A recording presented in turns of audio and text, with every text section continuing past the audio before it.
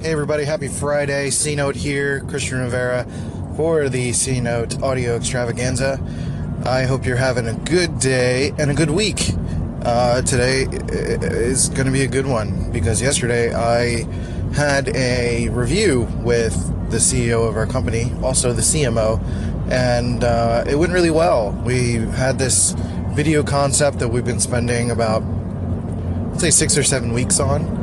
Really kind of going back and forth and reiterating things and trying new things and playing with music and trying to really inject my sensibility and vlog style and music taste and stuff into our new product, which has been working really well, and we finally got to review it and it looks great.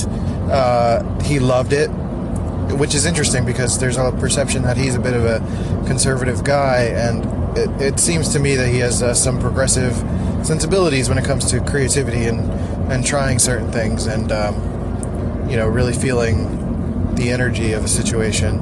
He really feels it out, which is really nice. So he really enjoyed it. Hopefully I'll get to share that with you guys when that's released. I think that's going to be released on Tuesday. I have to make some edits today and Monday, but I'm pretty optimistic about it. So that's going to be good.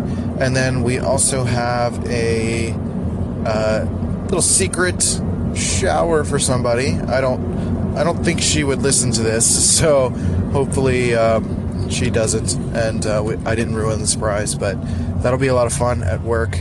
And Fridays are pretty chill at work, and I already work with people who are really great, and I think that's a good approach to finding a job, is making sure you're finding people that you really collaborate well with and you work well with, you are able to kind of talk to and really make you excited to go to work. And for me, that feels that way. I'm not always excited to do the work, but the people I work with are very intelligent, they're creative, and they're emotionally supportive, which is kind of the big thing that I didn't expect out of a new job. It's not new at this point. I've been there for more than 90 days, but something I didn't expect, and something you should really look forward for in every aspect of your life.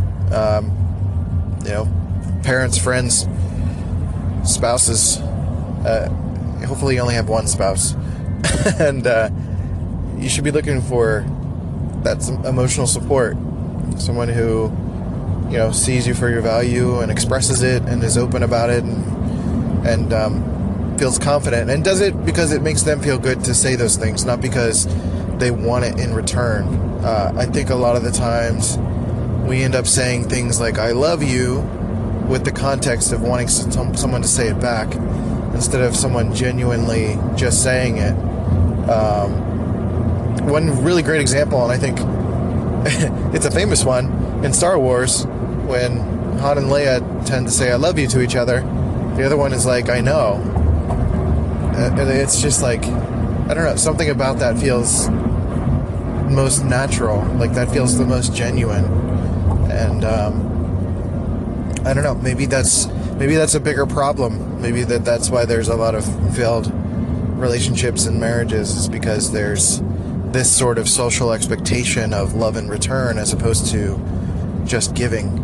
I mean, really, any kind of relationship, friendship, work, etc., is about two people giving, and not necessarily about one person giving with the expectation of receiving.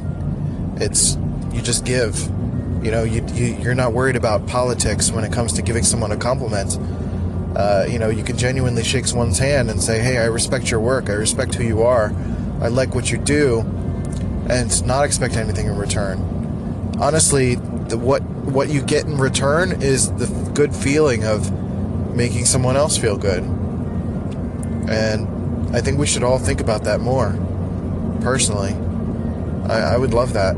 I think more people could benefit from that, and we'd all live in a nicer place, I think, if we expected less and gave more. I would personally love that. So hopefully you have a good Friday. I'm going to do a couple more segments here, but thanks for listening, and stay tuned.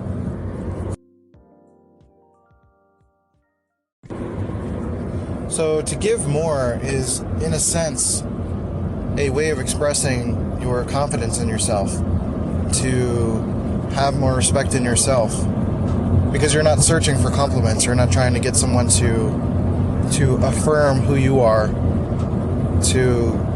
I mean, it's nice. It's always nice for someone to say good things about you. But if you're simply doing good, if you're producing good content as a person or as a brand, then you will get that feedback. If it's good, you will get that feedback. So you should focus on being the best version of yourself, because then you will get that affirmation and you won't have to fish for it. You know, when you're fishing for it, it always comes off as insecure. Like you just want someone to tell you that they love you, when you should be a person. You should be working towards being a person worthy of that love without asking for it. If that makes sense. That love, that respect, when it comes to like a title or a relationship or personal relationship. And know that no one is in charge or in control of who you are. It's kind of a segue into another topic here, but no one has a mastery over who you are. You are not a slave to somebody. And it kind of goes to this, there's sort of a punk rock mentality here that I like to exude and exhibit, but it makes me feel like the most genuine version of myself, to where I don't do workplace politics. I'm not trying to stomp on someone to get ahead. I'm just trying to be nice to people. I'm trying to respect people that deserve to be respected, and not necessarily respecting a title. I don't respect titles, I respect people. So your boss, your mother, your spouse, and I say those people who are directly related to you or close to you, because that's the common thing. You know, it's usually like a young kid might not do what they want because they're afraid that their mother is going to disapprove. But it's not her life. It's your life. You have to make the decisions that are best for you, that you want to do. I mean, obviously your mother is going to be there to like protect you and make sure you don't do anything stupid. So you do have to respect and listen to her. But you don't have to avoid doing something or forego your dreams or your life goals predicated on the notion of her being upset about it. You know, if you want to be a dancer and your mom wants you to be a lawyer, go try and be a dancer. Especially if you're young, you've got time to waste. You got time to figure shit out before you have kids and you get married and you get into a situation where you feel a little bit more locked down because you need a certain financial stability. You know, you can afford to try things, and then if it doesn't work out and you're 32 years old and can't quite dance anymore anyway, might as well go to school and try to do what your mom wants you to do. Either way, you should be working towards getting your parents, your boss, your spouse to respect you for who you are and what you want to do. And you really shouldn't have to succumb to their whims. You know, if they haven't earned your respect, you know, it's respect each other. That's the first and foremost. I mean, you want to, especially as a family unit, you want to be strong with each other and respectful, because if that bond goes, then that's worse than, you know, wanting to pursue a dream. You want to avoid that at all costs. But if they continue to persist and not respect what you want, then unfortunately you might have to cut them loose. But only after like giving up the utmost fight that you could give. Because family and, you know, respect for people come first, and then what you want to do comes second. But respect and fear are two very different things, and I think differentiating those things is going to help you be able to push forward in situations where you're holding yourself back.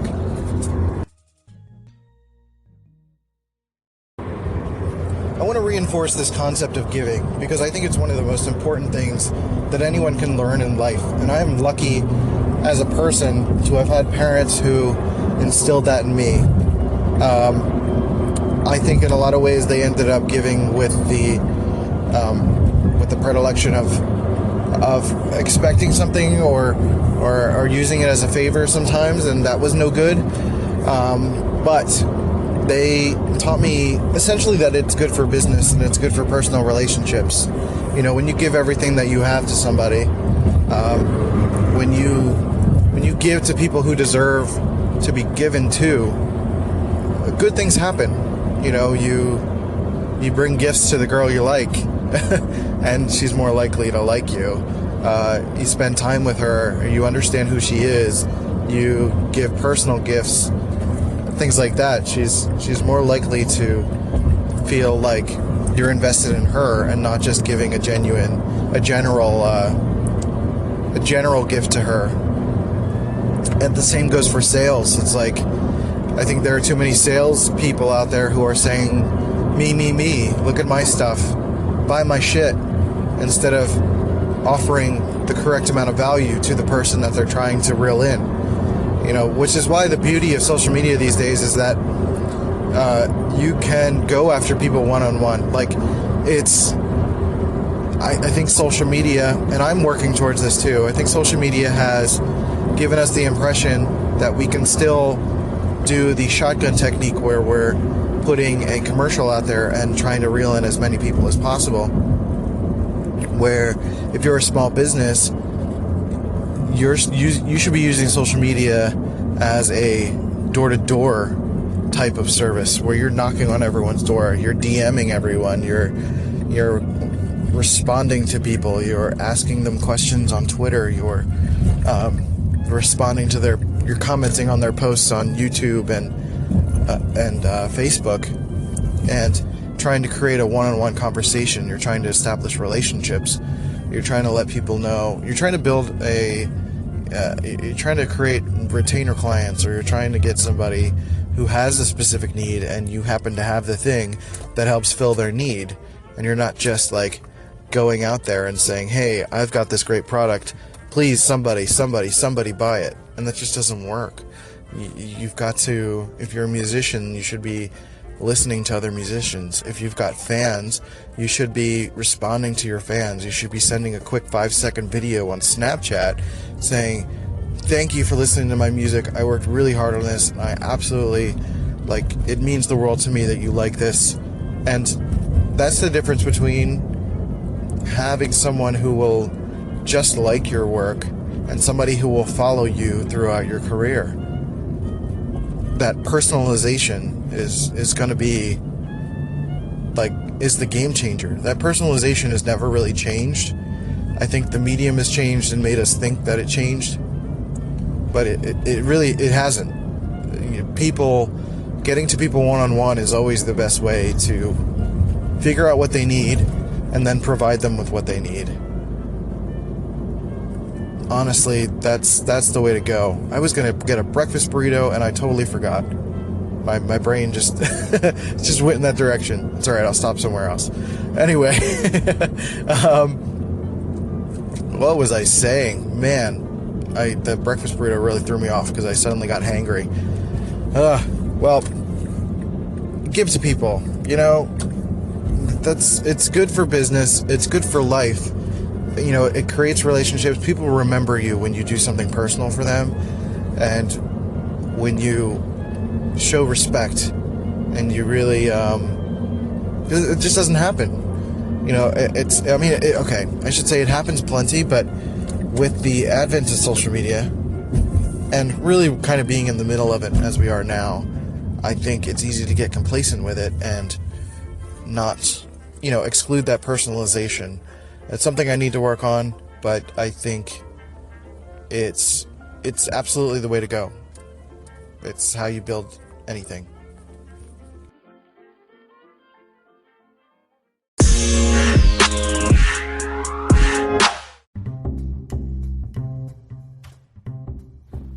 If you've been dying to start that podcast about doves or about your favorite jacket, or about a long-lost love, or a murder mystery about a cat who murdered everybody, you can start it now on Spotify for podcasters.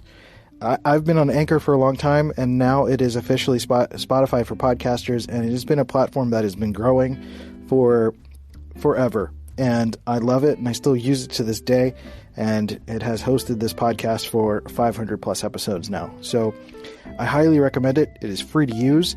Spotify for podcasters lets you record and edit podcasts right from your phone or computer. So no matter what your setup is like, you can start creating today. I'm literally on my bed recording on my, the phone is on the bed, and I'm just talking, and it's not that complicated. And then you can distribute your podcast on Spotify and everywhere else that podcasts are heard. So video podcasts are available too if you want to show your pretty face and have people see you. And you can do all that too. So just do it. It's totally free, no catch. Give it a try. Spotify for podcasters. Let's go.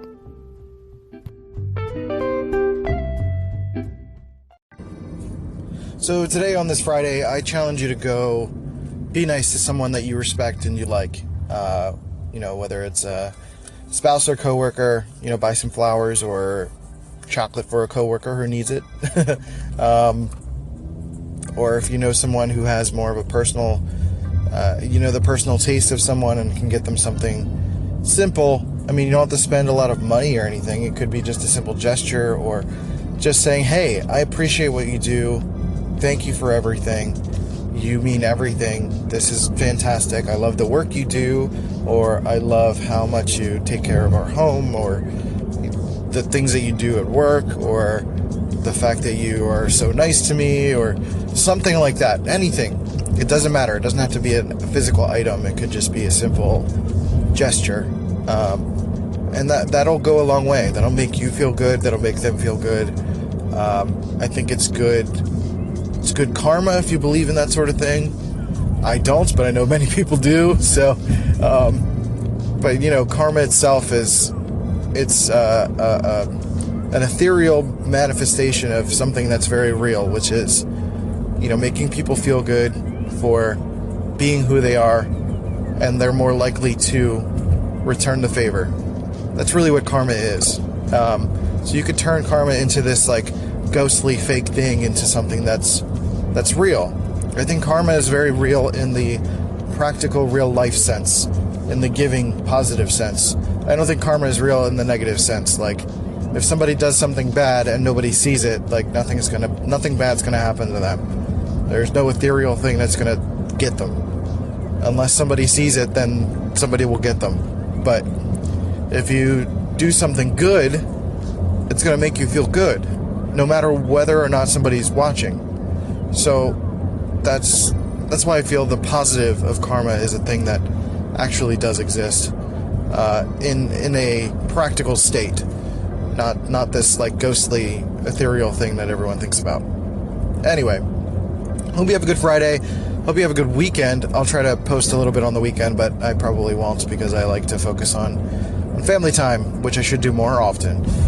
So have a good Friday. I hope you guys crush it out there, do some good things. I posted today, I'm going to post today the Comic-Con video, so if you go to youtube.com/rivalmydesign, you can see the video up there, but I'm going to post it natively to Twitter and Facebook. I just kind of want to see how it does being posted natively to different platforms. So it's going to be on all my personal channels at rivalmydesign, also Future Boy Media at all social channels, and then my personal Facebook page if you're a friend of mine.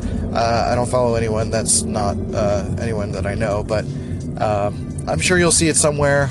Hopefully it catches fire and people see it, because I would love it. I think it's really great. I'm pretty proud of it. So go check that out, youtube.com/rivalmydesign, and you can check out my stuff at himynameIsChristian.com, and subscribe to the C-Note audio extravaganza on your favorite podcast platform, or go to anchor.fm/Christian-Rivera. And on himynameIsChristian.com, you can sign up for my newsletter, which I will post the Comic-Con video in that newsletter, along with some of the photos that I took of Comic-Con, and I'll try to share more of my projects and what I'm doing through that thing. So, thanks for listening, and I will talk to you next time. Okay, bye.